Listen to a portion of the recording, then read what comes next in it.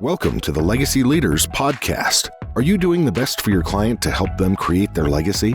Are you creating a plan that goes far beyond finances to help people ensure that it becomes the driving force behind all decisions? On this podcast, hosts Katie Beth Hand and Stan Miller will help you with growing your practice and your clients' peace of mind. Together, they bring the best and brightest minds to share with you how to help your clients develop their best legacy. And now, here are your hosts, Katie Beth and Stan.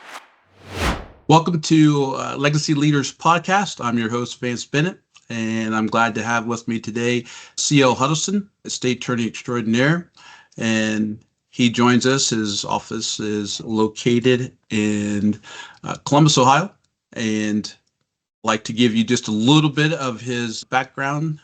Mr. Huddleston, he is the founder of the Huddleston Law Group.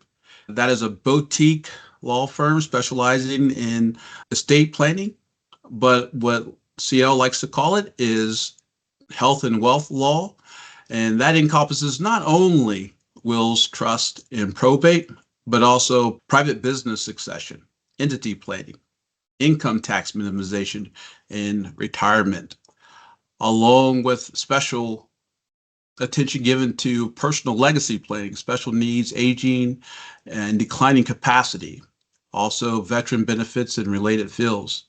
CL is also a founding member of the WealthCounsel, LLC, and a fellow of the S. Paridi Peterson Institute and the Laureate Circle. He's also a member and past chair of the Ohio Forum of Estate Planning Attorneys and a member of the exclusive National E-Planners Educational Alliance and Professional Advisory Committee of the Columbus Foundation. Also, Mr. Huddleston is a co-author of For Ohio Doctors, Shedding Light on the Asset Protection, Tax, and Estate Planning. He's also able, admitted to practice before the United States Supreme Court and the Ohio Supreme Court. He's also an Ohio certified specialist in trust, probate, and estate planning law. He's also received some awards, and one of the awards that he has received is the prestigious Leave a Legacy Award from the Central Ohio Council and Plan Giving. He's also been awarded the highest possible attorney rating from National Attorney Rating Services Martindale-Hubbell. CL has been married to his wife, Debbie, for 47 years, has 2 married daughters and 2 elementary grandsons. So, CL, looks like you have been busy in your career and a lot of things going on. It's been around a long time. Well, that's good. That's good. So we're glad to hear. So what law school, CL, did you go to? I went to Capital University. I was actually a night student. I had a good job with the state government and was doing well enough financially that I didn't want to become a penurious full-time law student with no money. So I decided to take 4 years instead of 3 and do it at night. Oh, all right. Okay. So you were busy then, huh? How'd you juggle all that? I look back at that now, making that drive out from German Village and near downtown Columbus to the law school, which was one of the eastern suburbs. And we did that, 4 nights a week for 4 years, and, summer and winter. And it just didn't seem like a big deal back then, but I can't imagine doing it today. All right. the energy and foolishness of youth. Yeah. Yes, if we could bottle that up, huh? And sell it. So why estate planning? What got you into estate planning? As with many things in life, a total accident. I had charted a bit of a course through the political world and had been appointed the Ohio Superintendent of Savings and Loans when I was 32 years old. And after that term was over, I did a little stint with a commercial mortgage bank, or with an investment bank, and then a commercial mortgage bank, where the politics didn't work out very well, and they decided they didn't need me anymore. And so I'm trying to figure out, well, what am I going to do next? And some fellow came to me and said, we really, from one of the big brokerage firms, and said, we can't find a good estate planner in this town. You'd be great at that. And I went, oh, I didn't know anything about estate planning. But I wisened up real quickly and started a practice with a part-time secretary and a a Xerox machine, as they called them all back then, copier, in 1992, and haven't looked back. I met some fellows who had been doing it already for 15 or 20 years, and I wish I had started my career there. But sometimes you have other experiences in life that help you in your new career, and so I've been doing this for now 30 years and absolutely love it. 30 years, huh? That's a good amount of time, a lot of experience. You've probably seen a lot of things. So who was your ideal client? I don't really care much whether my clients are young or old or rich or poor. Most of them are someplace in between. A lot of our clients are like the millionaire next door class, families with $800,000 to $3 or $4 million in assets. That's the vast majority of our clients. But the ideal client is someone who respects the expertise of professional advisors and likes working with us. I don't need to work with folks who want to fight and resist and pretend they know everything. And I don't want to pretend I know everything either. But what we really want to see are clients who value what we do and appreciate it. We know it's expensive. We know that estate planning is a complicated thing. And a lot of times folks don't want to think about some of the things we have to think about. But at the end of the day, we try to do it with a reasonably good sense of humor and some hand-holding to walk our clients through difficult decision-making. So that's the ideal client is someone who really likes to work with their professional advisors and also their financial advisors. We don't like to do it on an island. I don't think any estate planner can do estate planning by themselves. I really think that it takes the collaboration and cooperation of the financial advisor, sometimes the insurance advisor if it's a different person, sometimes the CPA. It just depends on what the family's trying to get accomplished. Sometimes geriatric care managers, if it's an older couple who's dealing with incapacity issues.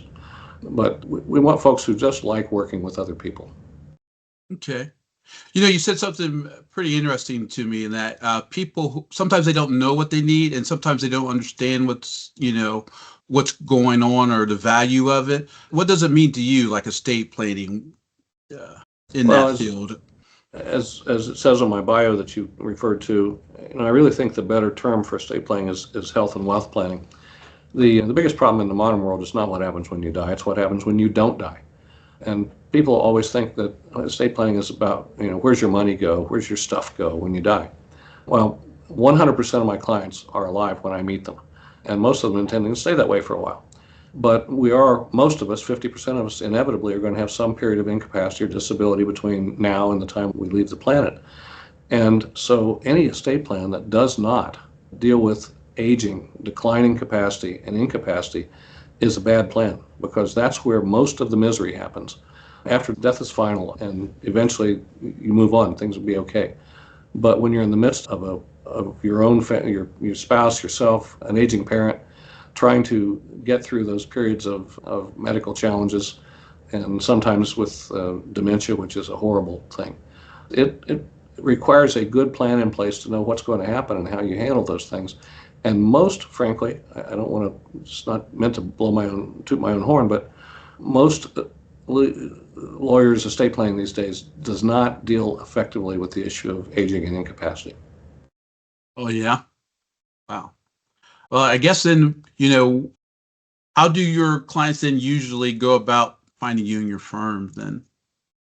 Oh, we're pretty easy. The website, you can Google Huddleston Law Group and get it 4 or 5 different ways. Our website is www.hudlaw.com, and the phone number is 1-488-7878, or 48-TRUST if you want to remember it that way. Okay. We're awfully easy to find. I've been around long enough that even some things I don't like are on Google, but you can find me pretty easily. Okay. So you shared a little bit about some of the things that clients face with declining mental capacity and those type of things. What are the most common type of issues that you help people with? And then maybe we'll dive into maybe some of those maybe less common areas that you help people with. The most common thing, of course, is people, if I ask at the beginning of our initial meeting, which I always do, how come you're here? The appropriate summary of that, the answer that most people give is they don't want to leave a mess. Either they've had parents who have left a mess that they had to fuss with, or fights in the family or something.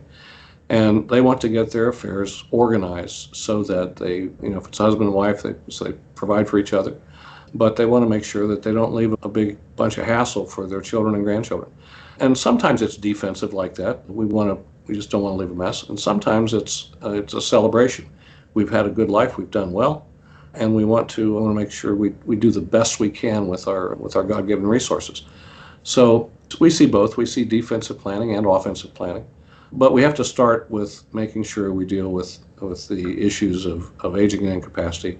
But there are a gazillion issues. The hard ones, the toughest ones, second marriages, second families, sometimes third families. Divorce can be really a difficult thing to plan around when you have children from prior marriages. That's always a challenging one. Special needs. I happen to have a special needs sister, so I have a little soft spot for that area of planning. For folks who cannot or never will be able to fully take care of themselves, there are some safe harbor things that most people don't know that exist. There are all kinds of programs out there for folks of lesser skills, and there's a veterans pension for folks who are a little down on their luck and need some extra help paying medical bills, called aid and attendance. Most people don't know about that. So there are resources out there. There's, my daughter works for a firm that helps people downsize from their big houses when they move into a condo or move one into a assisted living or something like that. There are people who do that as a profession. There are geriatric care managers who help you figure out how to set up your care plan if you are in a circumstance where you can't take care of yourself.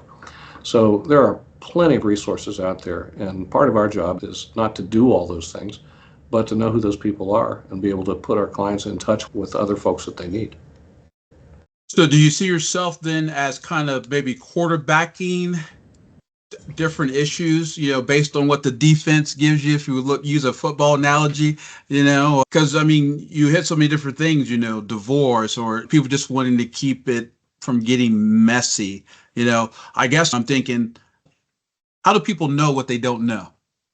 Right. Well, that's exactly it. They don't. And you can go to a lot of free dinners that lawyers and financial planners give you a stake to try and sell you on their services. And you can read all you want to, but what I find is that people who do that kind of information gathering eventually just completely confuse themselves. When we have an initial meeting with our clients, it's not a 15-minute or a half-hour get to know you. It is, you're going to give us a whole bunch of information ahead of time. We're going to use that to be prepared. And then we're going to spend 2.5 to 3 hours talking with you in an initial meeting. The first third of the meeting is for me to learn about you. You teach me about you. And we like the financial advisors to attend if they can and if they will. But we want the clients to teach us about themselves. The thing I love most about this profession is meeting new people, because they all have story. We're all born into a story. We're born into our parents' story, then we start our own story, and it develops over life and over time. And so the stories are interesting.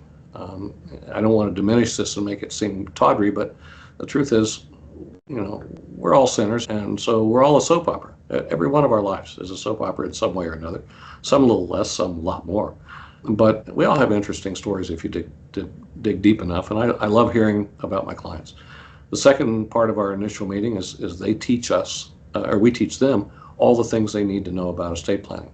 Try to cut through some of the terminology and just explain, here's all the stuff you've got to worry about. Here's how it works. We've got solutions for it, but here's all the things you need to know.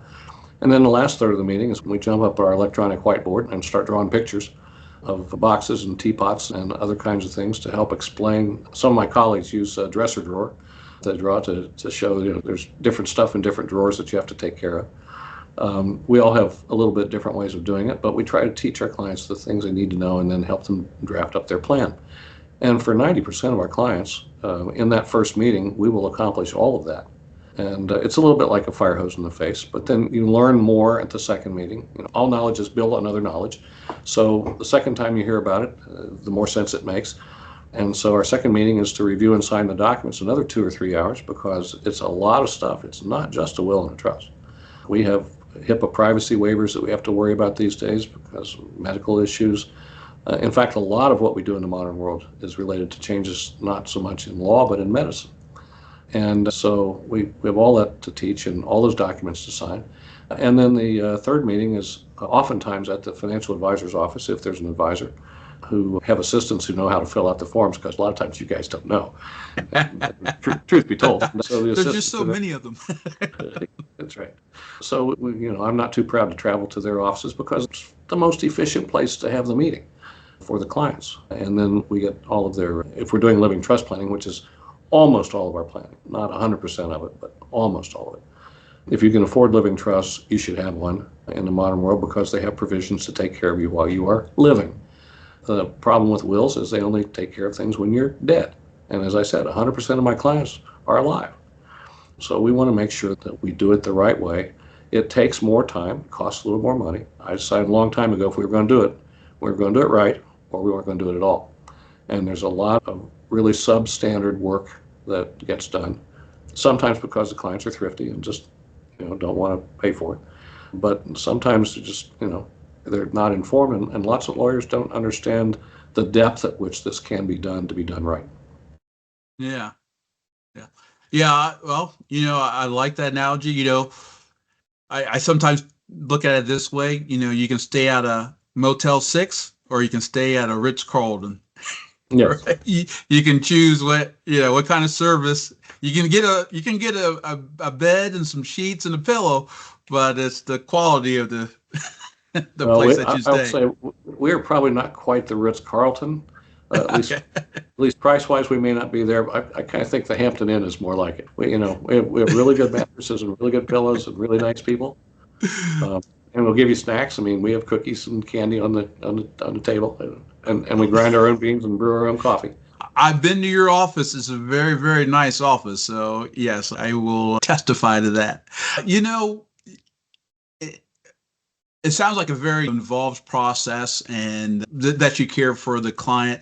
Maybe with protecting, the innocent of the story. Maybe can you tell us of a situation where it went wrong?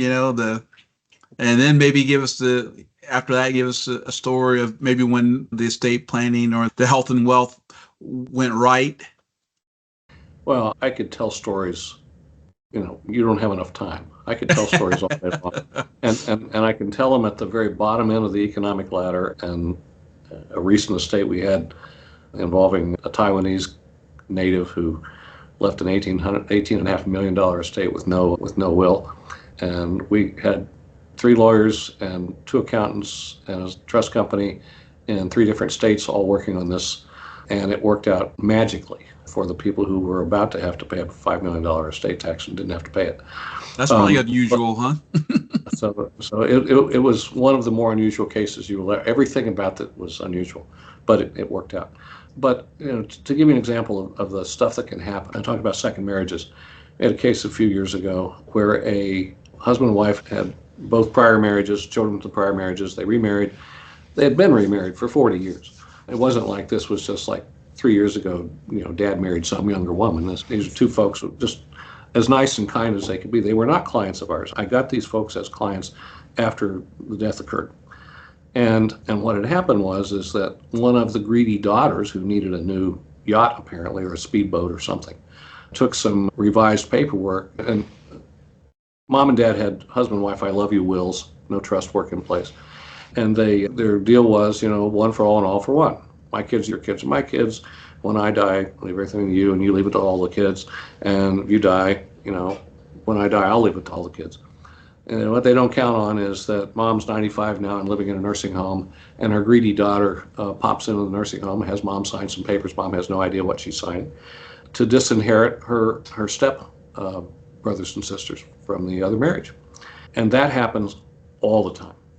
If you are in a second marriage, you cannot. If you have 3 kids, there's a pretty good chance one of them's not good. It's almost never do we see, the perfect family. We see them, but they're rare. And so these people, the ones who got disinherited, came to us and said, well, can you fix this? And we ended up having to file a lawsuit in court. It's actually in Butler County, southwestern Ohio.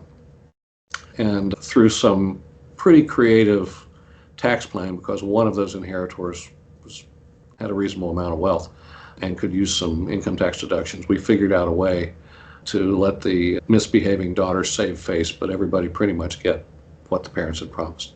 So it turned into think they ended up paying me $30,000 or $40,000 of legal fees because it was a very messy piece of litigation. It worked out okay, but it was almost a miracle.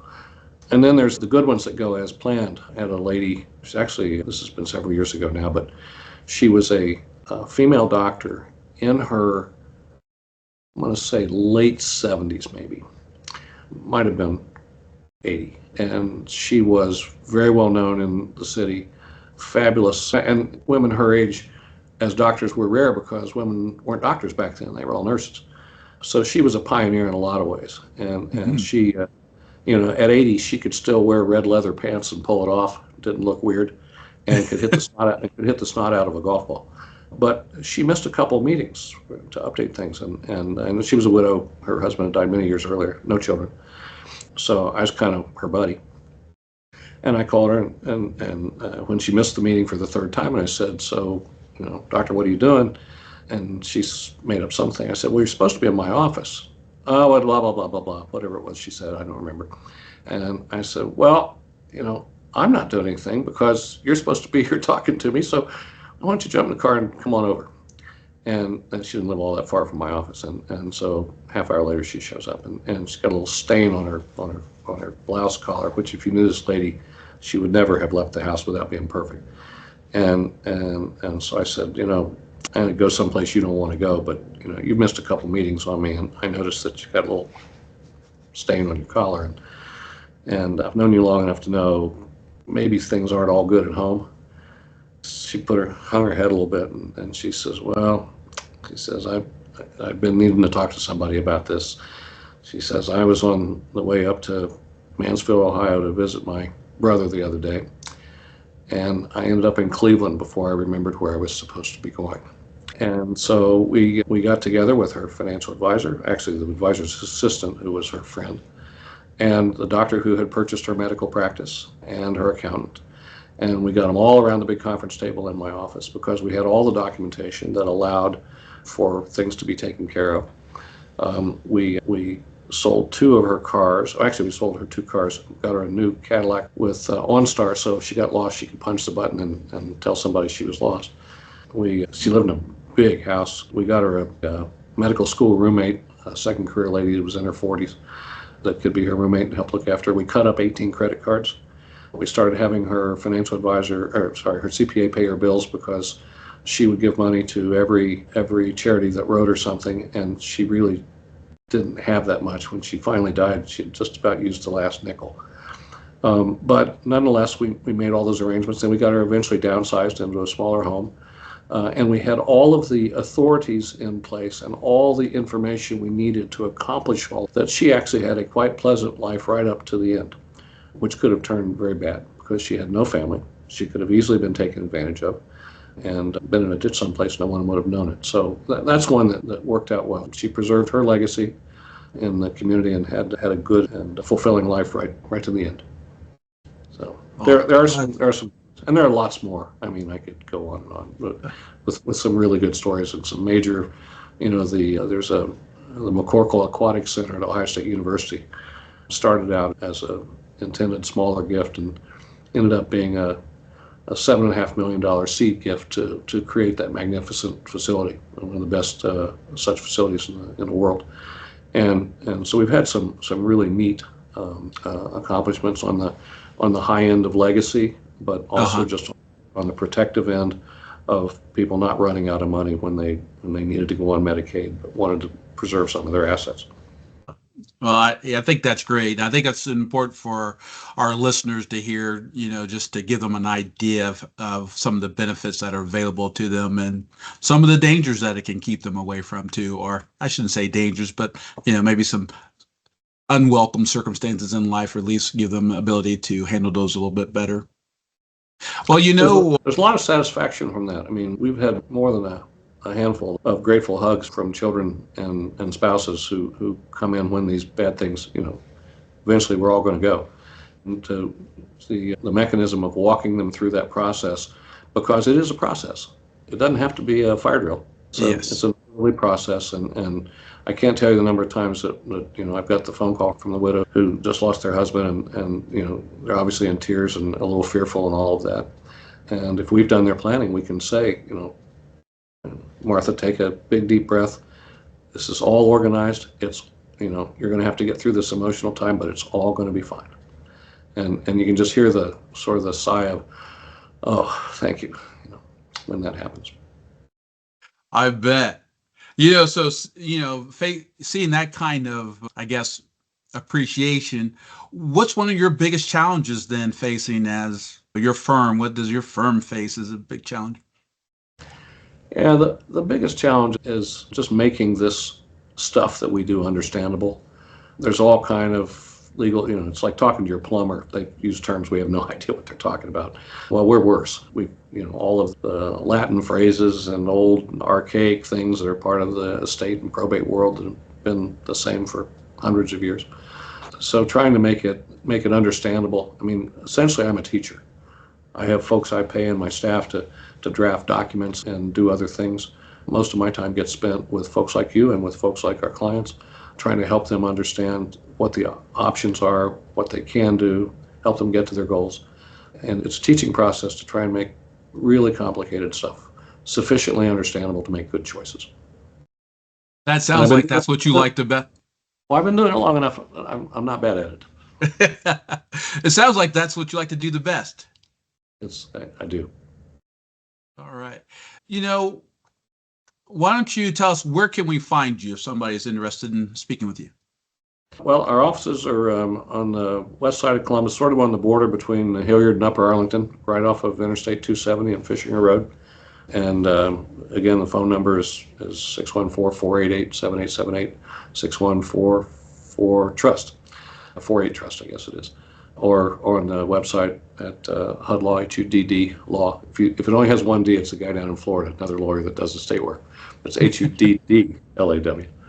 There's a lawyer named Huddleston in Florida near Orlando that has almost the same website address, and we frequently get each other's stuff. Well, Larry, I've really enjoyed our time together. Is there anything that you want to kind of maybe, I guess, leave as a parting thought with us today? I guess the most important couple of things I would say is, one, if you're going to do this, do it right. It's a little like the old Midas commercials from 40 years ago that you're probably not old enough to even remember, but, it's pay me now or pay me later. I mean, people try to be thrifty on the front end and end up causing misery for their families on the back end, and costs a lot more money. We make more money administering messy estates than we do administering good ones. And I'd rather not make money on messes. I'd rather do it right up front. So, one thing is, don't cheap out and do it by half measures if you're going to do it right. And the second thing is being clear-eyed about the fact that it really isn't all about what happens when you die. We must deal with this issue of aging and incapacity, because if we don't, it's not a very good plan. And then the third thing is, it does not have to be a drudgery. I mean, you got to gather up a bunch of information to get ready. Sorry about that.